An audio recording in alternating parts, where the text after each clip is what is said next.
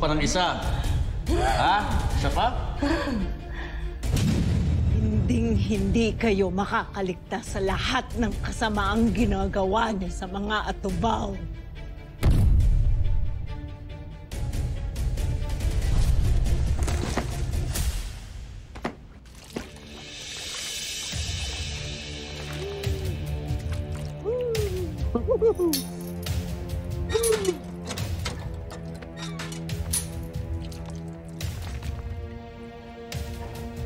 Bukas mo na.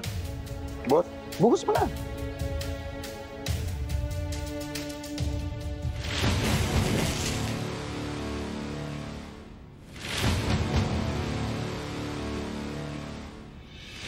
Uy, siya nga pala, mayroon nga pala akong pupuntahan na isang event.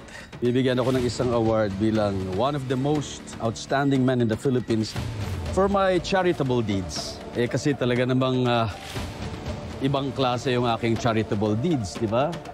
Dahil kinukup-kup ko at saka binibigyan ng silbi yung mga hayop na katulad ninyo, katulad mo.